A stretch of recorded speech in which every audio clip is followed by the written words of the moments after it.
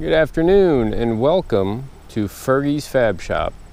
This is the first video of this channel, and I'm hoping to just record some of my projects that I have going on, some of the fabrications, some of the repairs, some of the just mundane everyday life projects, and some of the fun projects. So I thought, what better to start off with my grandfather's old tractor. So this guy is an Oliver 1365, and this was one of my grandfather's Oliver tractors when he was a dairy farmer back in the 70s and then a crop farmer into the 80s and 90s. He owned this 1365, which has a loader that goes on it as well as a pair of 1955 Olivers, and I don't remember what the third one exactly was, but I'm pretty sure it was either a 1955 or an 1855 three-wheel, so it had the skinny front wheel on it. So this one, after my grandparents passed away a few years ago, I decided to take ownership of the 1365 and bring this down home to Indiana with me. And it had some issues. So about 5 years prior to my grandfather's passing, he was out doing some work with it, and when he was finished up and ready to reverse out and go back into the barn, reverse quit working on him. Said he heard a loud pop when he tried shifting it, and then it just kind of freewheeled and didn't go. So he was still able to get first and second gear, just not third, fourth, or reverse, and then high and low both worked for all those ranges.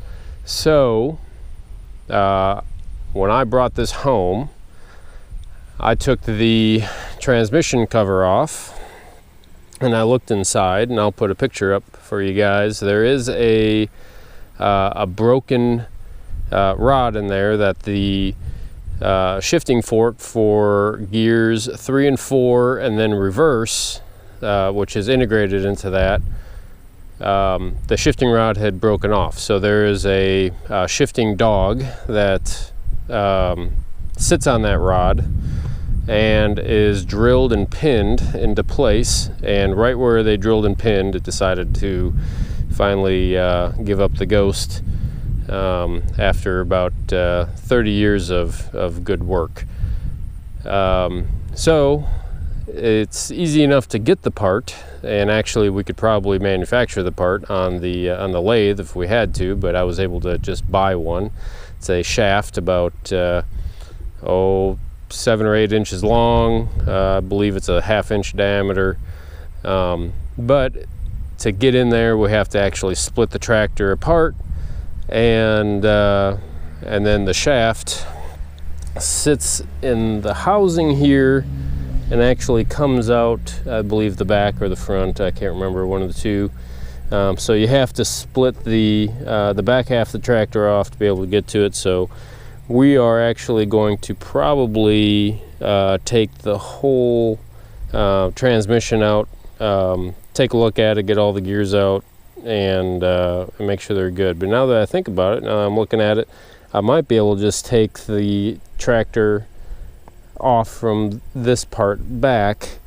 I'd have to go back and look at the service manual, because I think I might be able to get that rod out through this way, and if that's the case, that might actually save us a little bit of headache. Then we don't have to actually take the transmission out and completely rebuild it, because the gears inside are actually in still pretty good shape. It just needs to get cleaned up, probably some kerosene or some diesel fuel, and kind of flush out all the garbage, and put new oil in there. But other than that, I think it's pretty good.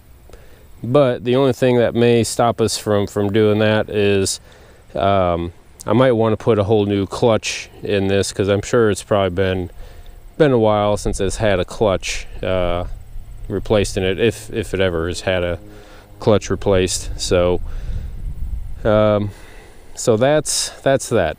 That's going to be quite an ordeal. This tractor has been sitting out for approximately a little over 2 years. Actually, it might be 3 years at this point, sadly.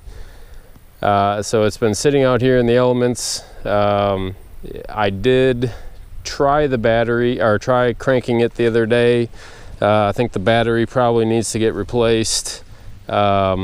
It wanted to crank, and it still spins over, and it's made some smoke coming out of the smokestack, which is always a good sign. That means that you're getting some fuel in there, and it's at least trying. It's giving the old college try to get it to start, but it just didn't want to start at that point. So regardless, I don't know if I'd be able to get it in under its own power anyways, because the steering has decided to freeze up on me.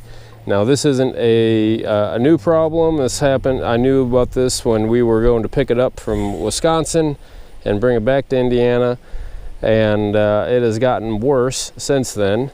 It used to actually, the lever used to go this way a lot more. Now it's kind of just stuck in this position.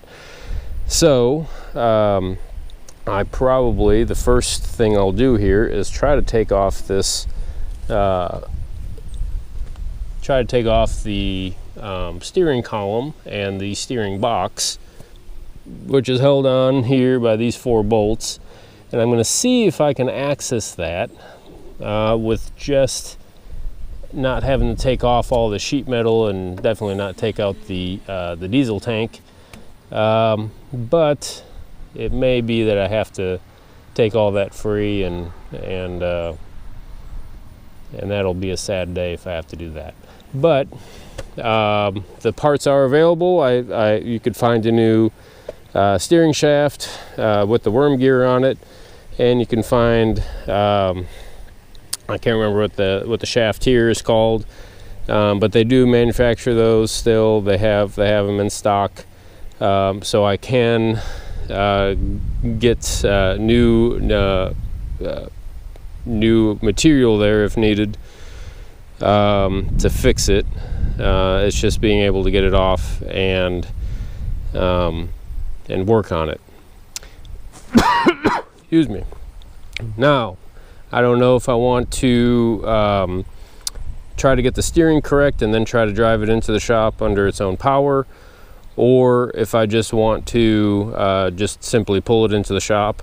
It is getting into the later part of October, so the weather is starting to get a little bit cold on us, so working outside is not desirable at the moment. And if you have a nice shop that's heated and well insulated, why not work in there? So that might be the idea. So you can see when we brought the tractor home, I did completely take off the steering linkage, bring that free so that we could manually manipulate the tires and make them turn and have, get up on the trailer on its own. So it still has the tire rod linkage that goes in there, so the tires will turn together. They're not completely independent. That would be incredibly painful if you tried to control a tractor that had that. So but another thing that we'll need to fix, and we'll do this probably in the shop, at some point my grandfather decided that the hub on this tractor had gone bad. So in true Robert Gilbert fashion, instead of buying a new hub or trying to source one, he went to his 1955 that had blown the engine, and he went and took the hub off of that and stuck it on here. So you can see how much that hub sticks out compared to that hub, and that causes this tire, as you can see, to camber out quite a bit. So luckily I have a new spindle and I've got a new hub assembly that I was able to source for that, and we can go ahead and get that installed, and that will help that that tire get back to normal. At some point these tires will probably need to be replaced. I don't know how they're still holding air. I'm guessing my grandfather probably got these tires back in the 80s, and somehow they're still able to hold air and still able to roll. But like I said, we'll have to replace those before too long. But if you don't know much about the 1365, there are some other YouTube channels out here that talk about it. It is a Fiat tractor that was built for Oliver, sold through Oliver back in the 1970s. My grandfather acquired this one, I believe, in 1971 or possibly 1972. I can't remember. And he used this on a dairy farm. So he had a dairy farm just north of Madison, Wisconsin, where he had about 250 head of cattle that he would milk every day, and he would use this for various chores and utilities around the farm. He had his other tractors, which he used for tillage and planting and other chores, probably baling hay and things like that, that were much larger and much more acceptable to that. But this tractor has, I think, a little over 60 horsepower. It'll have about 50 horsepower to the PTO, which for doing chores on a 4-acre plot of land is plenty big for what I need it to do, especially with the bucket. The loader bucket will help get a lot of stuff done around the house here that I kind of neglect or have to hire out or rent. So we will probably go get some tools, and we'll see if we can get these bolts free and get the steering column off, and that'll be step one. If we can't get that done, then we will call it a night, and then we'll see what we can do to drag this into the shop and start working on it there. So thanks for joining, and let's get at it. I'm going to see how I can try to mount this in here so you might be able to see what I'm doing. Hopefully that'll give you a little bit of a vantage point. Alright, did a little bit of digging around. Looks like 1 inch kind of fits. It's a little bit sloppy, but sometimes I like sloppy, you know what I mean? Alright, so we'll see if we can break these loose. Well,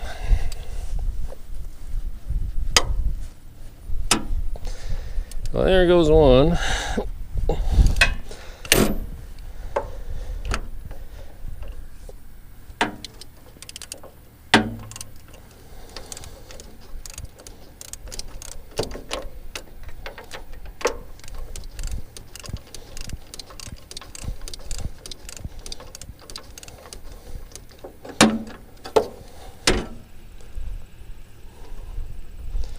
Well, that's promising. I was able to get one of these bolts out. I think I might be able to get 3 of them. I'm not sure about it doesn't look too bad. I don't know if I'll be able to get the far back one there. We'll see. But hopefully I can try to at least, well, that one got the fuel shut-off valve. Might be able to get a, let's see, Might be able to get an extension with a swivel on that one. And let's see, is this one going to allow me to grab it here? I can get it. I don't know if I'll be able to break it loose. Hopefully I don't break my knuckles loose. There we go.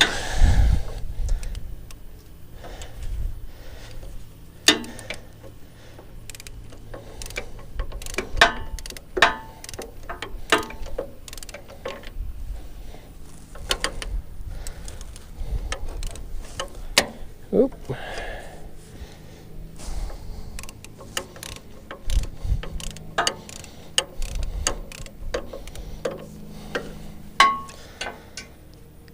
All right, 2 down.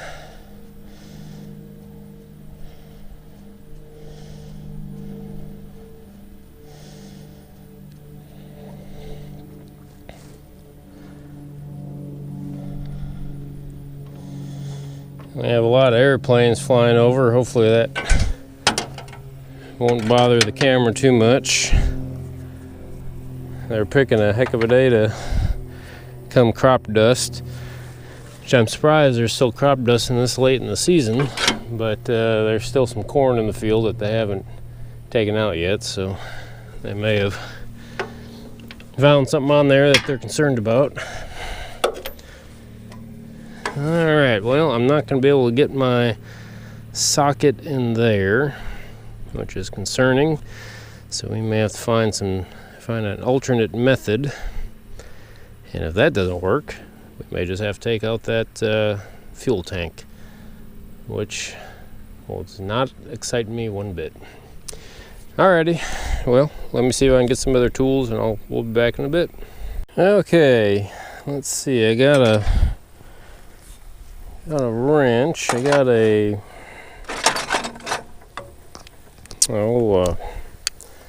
extender with a swivel. We'll see if that can get back here. Get on that.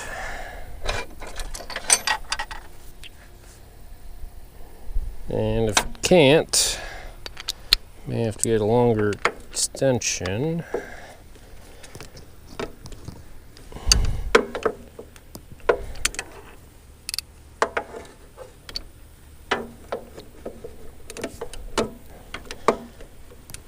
Looking like it might try to work here.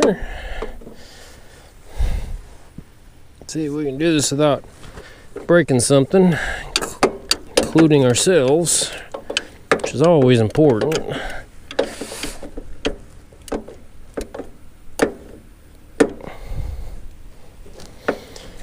May have to take this clutch engagement lever off to be able to get to it,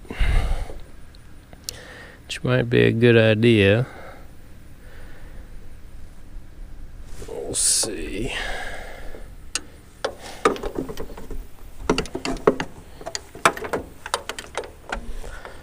Or we could just see if we can bring an impact out here, but I don't know if an electric impact will do it. Probably need pneumatic.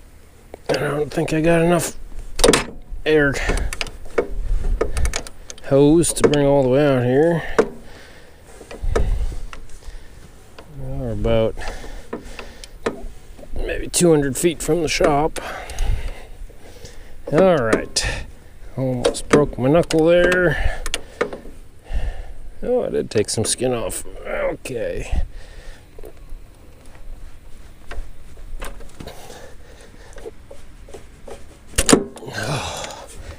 Thought it was gonna go that time.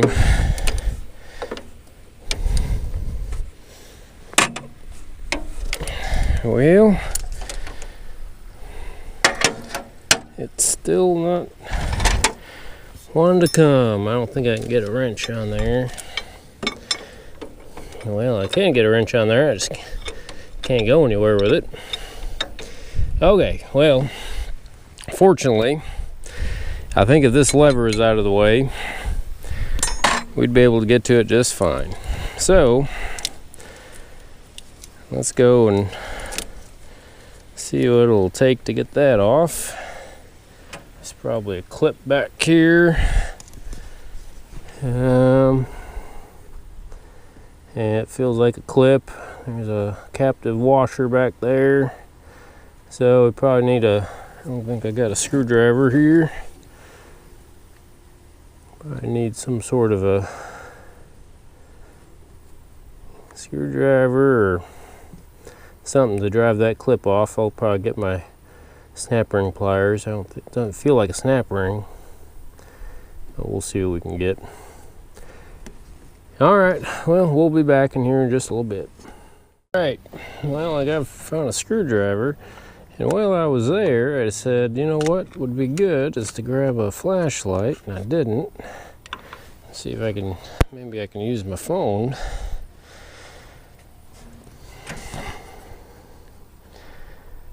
Yeah, at least helps me kind of look at what I got to get into.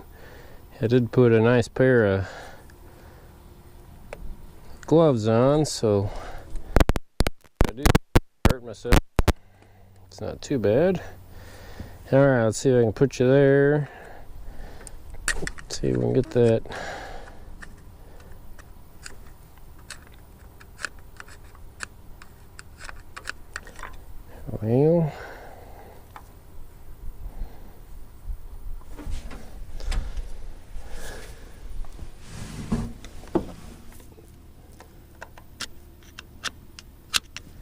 Well, I can see it. I just can't get it. The good thing is, these things are a dime a dozen, so I might be able to just break it if I get a chance. And just get a new one. But we don't want to do that if we don't have to.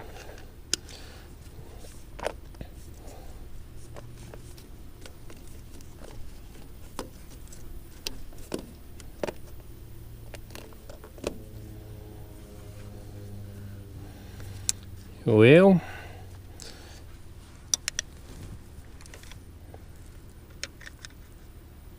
I see it now. It does look like snap ring. I think I see the little holes right there.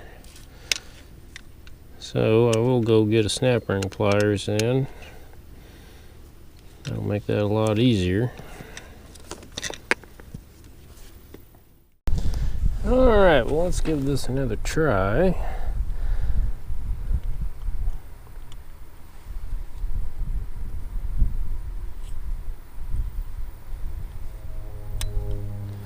Sure it spreads in the right direction.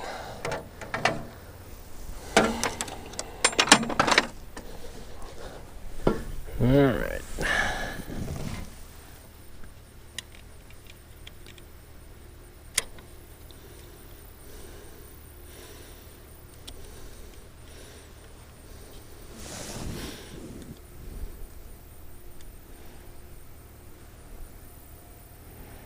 Well, it's not the easiest thing to get into. Oh, look at that. First try, buddy. That doesn't happen every day. You should go buy a lottery ticket, you know. Alright, let's see what we can get. Well, now my screwdriver disappeared. There it is. See if we can get that washer off there. Knew I brought some needle nose for a reason. Alright, now I think we can try to get that out. Well, it gives me a little bit more room to get in there. I think we'll probably have to rebuild this anyways. Figure I was wrong with it because it's not pushing in like it's supposed to. That's how it gets actuated. For those of you who don't know, this clutch handle, what this does is it actuates this rod right here that fits into that hole right here, and when you push up on it, it actuates the clutch. It's a two-stage clutch in there, and it actuates it just enough so that you can put your PTO into gear. So the correct procedure, as I've learned, is you put the handle up, activate the clutch, put it in a PTO, put the handle down to deactivate the clutch, keep the PTO in gear, and then you do your work, and then when you're done, you go and you shift it back up, and the lens just fell off my camera there. I'm gonna have to fix that in a second.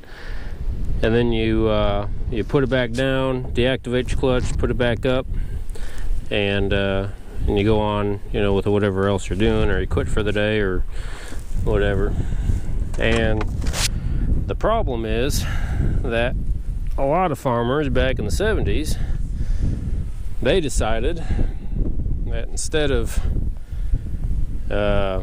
going through the step of deactivating the clutch every time, they just keep that handle up, which would keep it active. And then they decided, or not decided, but then they would just go and activate the lens doesn't want to stay on there. I'm sorry, guys. They would just activate the PTO, but what happens is that means that the clutch is always engaged, the first stage anyways, which keeps constant pressure against the back of the engine. And you can see how over time that would be a bad idea, because that's going to cause wear on your thrust bearings and on your internal components, and it's going to take your connecting rod, which should be going straight up down parallel.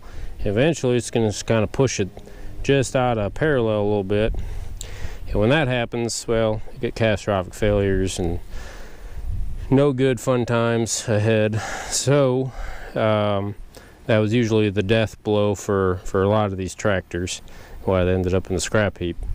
But luckily enough, my grandfather read the manual, and he was one of those guys that's by the book all the time, so he took care of his machinery. Even though it looks a little worse for wear, I mean, he did a good job keeping it at least in a good condition as it is here. So when we do get the transmission out, we'll take the flywheel off and we'll see if there's any indication that there may be some wear on there, but I'm hoping there isn't. And this thing has always run pretty good. I ran it a lot when I was a younger kid and a teenager, and I was always doing chores around the farm with Grandpa, and he started letting me drive this thing probably when I was 11 or 12 years old. That was my first introduction to a clutch into shifting. And of course, I was 12 years old, I didn't abuse it. I was a good boy. But yeah, it ran pretty good. We'll do another video going through just the operation of it and get to see that end of it one of these days, once we get it back up and running. But well, for now, let's see if we can continue getting this out. I may have to quit here in just a second. I think the kids will probably end up getting off the bus, come home from school, and well, I'll have to deal with all that chaos here then. But in the meantime, let's see if we can at least get a wrench on there again. Let's see if I can mount you right there. You might be able to see it. Alright, well, let's see what we can do here. Take that swivel head off, that might help. Just put the socket back on. I don't mind the swivel head, but sometimes if you're not right on and you're kind of giving it the gas, it'll bust your knuckles. Hence the gloves. I think I hear the bus coming down the road here. Oh.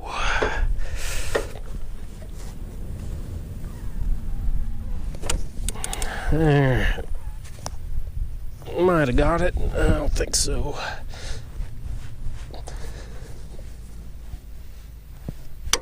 There we go. It clicked off. Well, that'll be 3 out of the... Okay, so the audio decided to quit during this portion of the video. I don't know exactly what happened, but there was a malfunction of some sort between the microphone and the GoPro. In this part of the video, I am removing the third out of the 4 bolts. The fourth bolt being stuck underneath the fuel tank, as I point out. So the fuel tank will need to be removed, or at the very least unbolted and moved out of the way so that I can access that fourth bolt and get the steering box out of there. So since the audio is going to cut in and out throughout the whole rest of the video, I will probably end the video here, and part 2 will pick up when we are taking the fourth bolt out and hopefully removing the steering shaft and taking it into the shop and tearing it down. So until then, thank you for joining the video, and we'll talk to you later.